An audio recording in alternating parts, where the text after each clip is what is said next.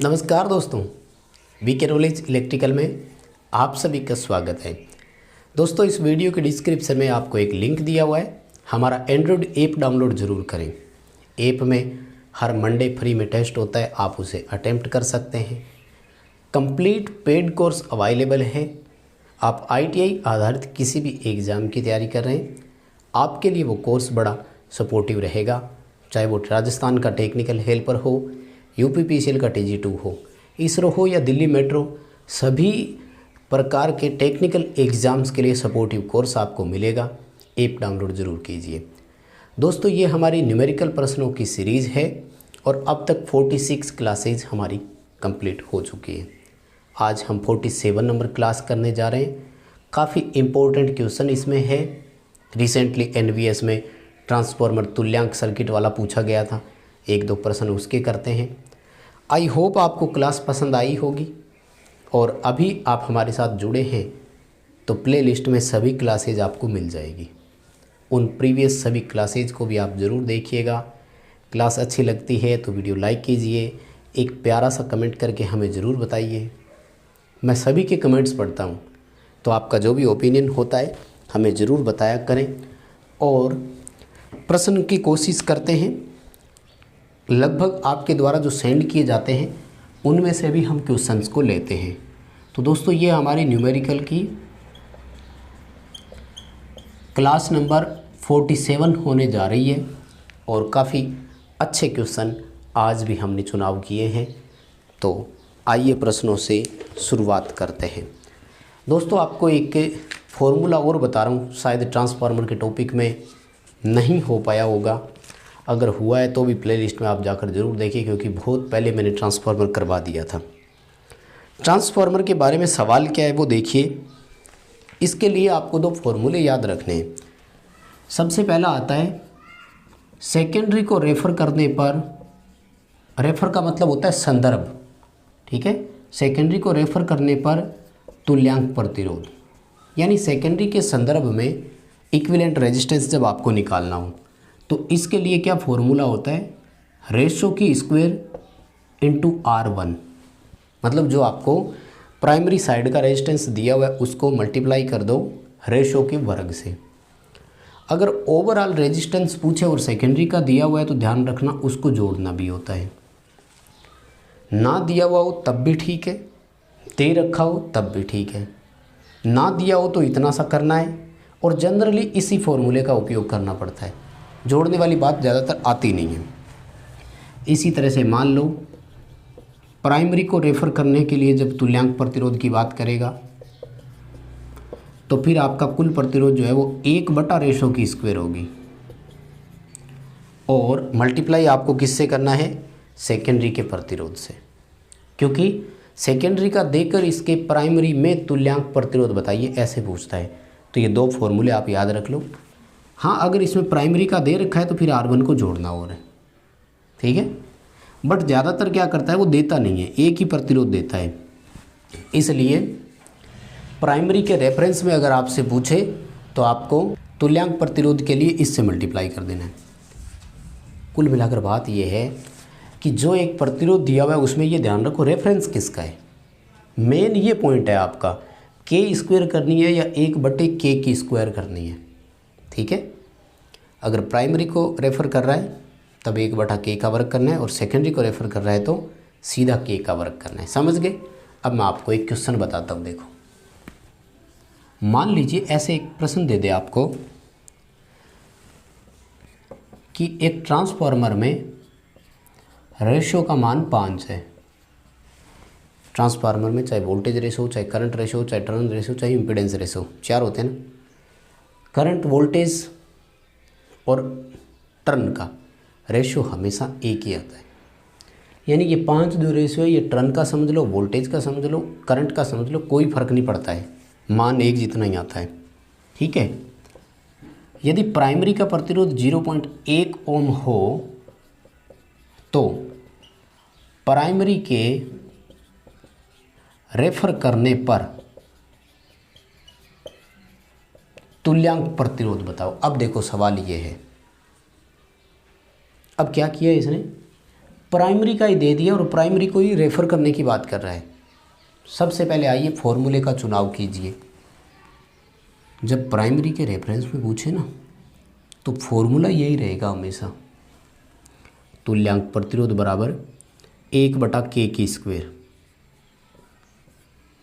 Into, अगर secondary का दे रखा है तब तो ठीक, नहीं दिया तो आपको उस दिए हुए रेजिस्टेंस से ही मल्टीप्लाई करना है। प्राइमरी का दे रखा है, प्राइमरी से कर दो, यानी 1/25 इंटू 0.1 करना है, उत्तर आएगा 0.004। हल करके उत्तर का मिलान कर लेना। इसका उत्तर इतना ही आ रहा है क्या, मुझे कमेंट करके ज़रूर बताना। दोस्तों कई बार कैलकुलेशन में एरर हो जाती है, मैं मानता हूँ। अभी पिछली क्लास में मैंने वो मेगा जूल देकर करवाया था, मैंने उसका आंसर 138 लिखा था, एक्चुअल में उसका 1388 आ रहा है। 2-3 बच्चों ने ही बस कमेंट किया था, बाकी बच्चों ने पता नहीं हल किया ही नहीं या सवाल ही नहीं देखा। तो कैलकुलेशन का मिलान कर लिया करो, है ना। अब बताओ तुल्यांक प्रतिरोध के मामले में बात समझ में आ गई क्या। ये इस तरह से आपको प्रश्न हल करने हैं, ठीक है। आइए अगले प्रश्न की तरफ चलते हैं। तो मैं क्वेश्चन बोर्ड पर लिख लेता हूँ ताकि हमारी समय की बचत हो जाए। चलिए दोस्तों, सवाल आपकी स्क्रीन पर है, क्वेश्चन नंबर 2। बोल करके एक बार पूरा बता देता हूँ ताकि समझ आ जाए साथ में क्या पूछ रहे हैं। कह रहे हैं कि एक मीटर है जिसका आंतरिक प्रतिरोध 20 ओम है। ये मीटर 50 मिली एम्पियर धारा पर विक्षेप दर्शा सकता है। हमें इससे 150 वोल्ट नापना है। श्रेणी क्रम में लगने वाले प्रतिरोधक की गणना करो। देखो दोस्तों, दो बातें क्लियर हो गई। सीरीज में प्रतिरोधक लगाने का मतलब होता है ये वोल्ट मीटर है, क्योंकि वोल्ट मीटर की रेंज बढ़ाने के लिए सीरीज में रेजिस्टेंस लगता है, एमीटर की रेंज बढ़ाने के लिए समांतर में प्रतिरोध लगता है। सीधी सी बात है, वोल्ट मीटर की रेंज बढ़ानी है। दूसरा ये भी देखो, वो कह रहे 150 वोल्ट नापना है, इसका मतलब वोल्ट मीटर ही है ना। लेकिन इसमें एक कमी है, इसने ये नहीं बताया कि ये वोल्ट मीटर अगर होता तो अभी कितनी वोल्ट नापने में सक्षम है, क्योंकि इसने तो अभी ये बताया है कि एक एमीटर की भांति इसका उपयोग किया जा रहा है और 50 मिली एम्पियर पर विक्षेप देता है। विक्षेप देना मापन के बराबर ही माना जाता है, समझे। मतलब ये ऐसा मीटर है जो 50 मिली एम्पियर को अभी मेज़र करने में सक्षम है। कोई बात नहीं, ध्यान से समझना, मैं आपको फॉर्मूले की तरफ लेकर चलता हूँ। सीरीज प्रतिरोधक को मल्टीप्लायर बोलते हैं, Rx से इसकी गणना होती है। इसके लिए फॉर्मूला होता है Rm इंटू n-1। Rm होता है मीटर का प्रतिरोध, n होता है गुणक घटक। गुणक घटक का मान कैसे आता है, V/Vm से। V वह वोल्टेज होती है जहाँ तक हमें रेंज बढ़ानी है। रेंज कहाँ तक बढ़ानी है, 150 वोल्ट तक। लिख लेते हैं। Vm वह वोल्टेज होती है जिसका मीटर पहले से मापन कर रहा था, जबकि हमें नहीं दिया हुआ। मीटर जिस पर मापन कर रहा है वो क्या है, Im है। कितनी, 50 मिली एम्पियर, यहाँ देखो, ठीक है। और जो मीटर का आंतरिक प्रतिरोध होता है वो हमेशा Rm कहलाता है। देखो Im और Rm दिया हुआ है, तो क्यों ना हम Vm ज्ञात कर दें, क्योंकि ओम ने क्या कहा था, V बराबर I इंटू R। देखो Im Rm दोनों दिए हुए हैं, कैलकुलेशन करेंगे तो 50 इंटू 10 की पावर -3, क्योंकि धारा मिली एम्पियर में है ना, और प्रतिरोध कितना है, 20 ओम। भाई आप इसको कैलकुलेट करके मिलान करना, उत्तर आएगा 1 वोल्ट, क्योंकि आप 50 को 20 से मल्टीप्लाई करेंगे तो 1000 आएगा, -1000 से कट गया। अब देखो Vm मिल गया ना 1, तो n का मान कितना आ गया, 150 आ गया। बताओ आपको बात समझ में आई क्या। अब यहाँ मान रख दो, Rm कितना है, 20। n आपने कैलकुलेशन किया था, 150 आया, उसमें से 1 घटा दीजिए, 20 इंटू 149 आया, है ना। अगर आप 150 को 3 से करते तो लगभग 3000 आता, 149 यानी 1 कम है तो 20 कम कर दो, यानी 2980 ओम आ रहा है ना। ये लो भाई आपका उत्तर हो गया। बताओ सवाल समझ में आया क्या? किसी को कोई समस्या आएगा? इसमें भी वो कर सकता था कि 5 एम्पियर की धारा नापने के लिए समांतर प्रतिरोध की गणना करो, फिर आपको शंट निकालना होता, RM/n-1 होता है, n के लिए I/IM करना होता आपको। ठीक है, चलिए दोस्तों अगला प्रश्न आपकी स्क्रीन पर, क्वेश्चन नंबर 3। सवाल कह रहा है कि एक ऊर्जा मीटर ऐसा है जिसका नियतांक यानी कांस्टेंट बोलते हैं जिसको अपन, मतलब डिस्क वाला है। अच्छा, एनर्जी मीटर किस प्रकार के मीटर की श्रेणी में आता है, ये ज़रूर ध्यान रखना। वाट घंटा यंत्र किस प्रकार के मीटर की श्रेणी में आता है? सेकेंडरी मीटर 3 प्रकार के होते हैं, सूचक यानी इंडिकेटिंग, अभिलेखन यानी रिकॉर्डिंग, समाकलन यानी इंटीग्रेटिंग। तो कमेंट ज़रूर कर देना इस प्रश्न का, अच्छा प्रश्न है। 1200 चक्कर प्रति kWh है, यानी अगर उसकी डिस्क रोटेट करते करते 1200 चक्कर कंप्लीट कर देती है, 1 यूनिट इसका आंसर आता है kWh में। वो कह रहे हैं कि हमें तो ये बताओ कि जब 1 चक्कर काट जाती है तो ऊर्जा कितनी है? अगर 1200 चक्कर काटेगी तब तो 1 kWh है। अच्छा, ऐसे में क्या करना है, मेरी बात सुनो। एक तो जब चक्करों की संख्या में थोड़े नीचे आ जाओ ना, तो एनर्जी को किलोवाट घंटे में ना रखो। जनरली खैर ऑप्शन पर डिपेंड करेगा, और ऑप्शन ज़्यादातर वाट मिनट में होता है। ठीक है, कन्वर्ट करा देता हूँ कैसे, देखो आंसर के हिसाब से चलो। 1200 चक्कर में कितनी ऊर्जा है? 1 kWh, राइट। किलोवाट घंटे को वाट मिनट में बदलो तो 1 किलोवाट में 1000 वाट और 1 घंटे में 60 मिनट, यानी 1200 चक्कर में वाट मिनट कितने हो गए आपके? मोटा मोटी अगर देखें तो 60,000 वाट मिनट हो गए बस। ठीक है, तो फिर निकाल दो। 1 चक्कर में जब ऊर्जा आपको कैलकुलेट करनी है तो क्या करोगे, 1000 × 60 में इन 1200 चक्करों का भाग दे दो, प्रति चक्कर निकल जाएगा। ठीक है, कर दो कैलकुलेशन, कितना आ रहा है आंसर? 50 वाट मिनट। बताओ भाई सवाल समझ में आया क्या? माय डियर, इस तरह का एक प्रश्न पेपर में आ सकता है, कोई बड़ी बात नहीं है। मानकर चलो कि कम से कम 15 शिफ्ट में पेपर होंगे, तो 15 पेपर तो होने ही है ना। 15 पेपर में अगर कोशिश करें कि क्वेश्चन रिपीट ना हो, तो आपको इस तरह के प्रश्न देखने को ज़रूर मिल जाएंगे। ठीक है, अच्छे से नोट कर लेना। आइए अगले प्रश्न की तरफ बढ़ते हैं, अच्छा प्रश्न वो भी है। चलिए दोस्तों नेक्स्ट क्वेश्चन देखो, आज का नंबर 4 क्वेश्चन है।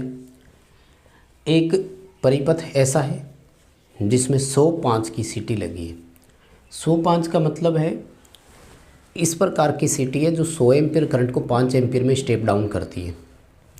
वैसे देखो मैंने जनरली बताया हुआ है, सीटी की सेकेंडरी हमेशा 5 एम्पीयर की होती है, 1 एम्पीयर की भी हो सकती है, यानी 1 या 5 एम्पीयर की होती है। सीटी मीटरिंग और प्रोटेक्शन दोनों के काम आती है।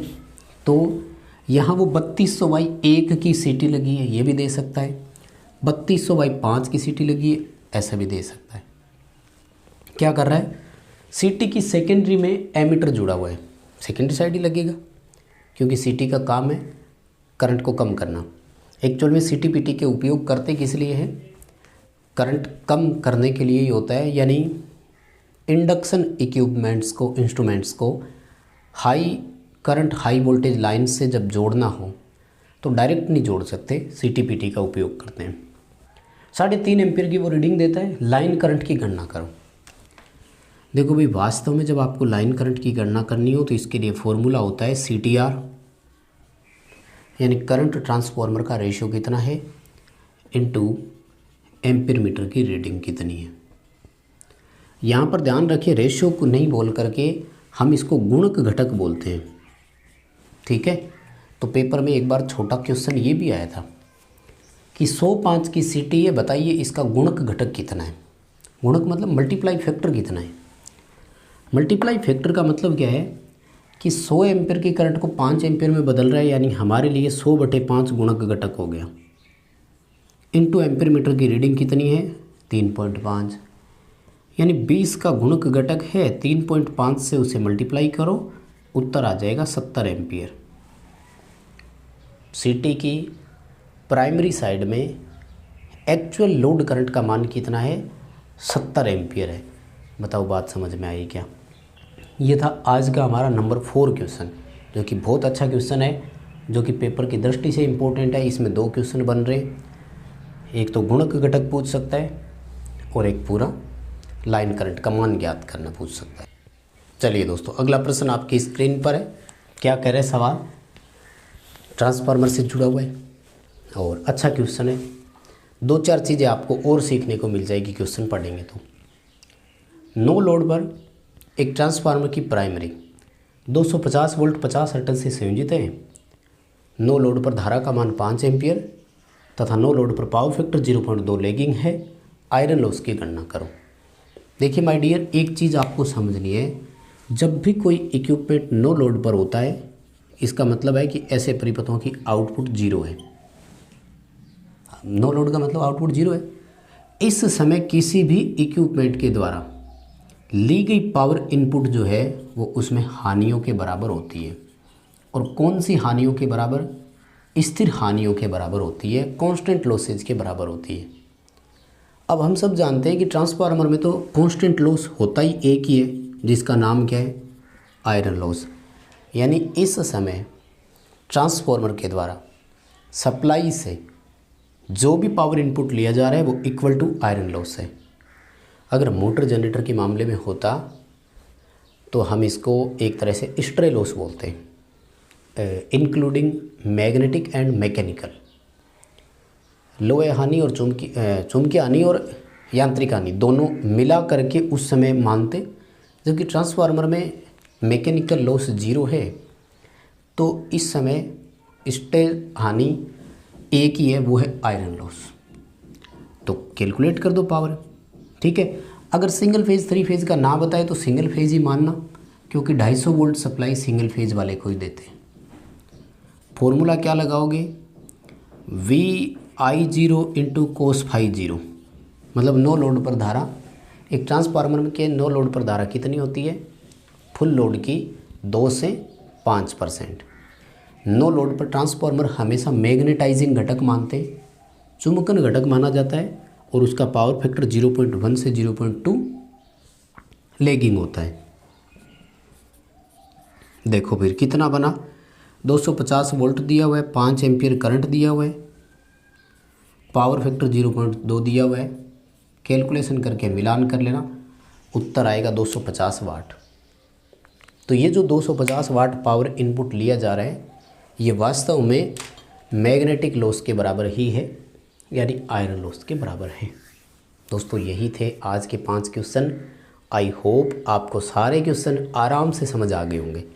अगर ऐसा ही हुआ है तो प्लीज़ वीडियो लाइक कीजिए, एक प्यारा सा कमेंट ज़रूर करके बताइए हमें, वीडियो दोस्तों को शेयर करें, ऐप डाउनलोड ज़रूर करें, चैनल सब्सक्राइब ज़रूर करें।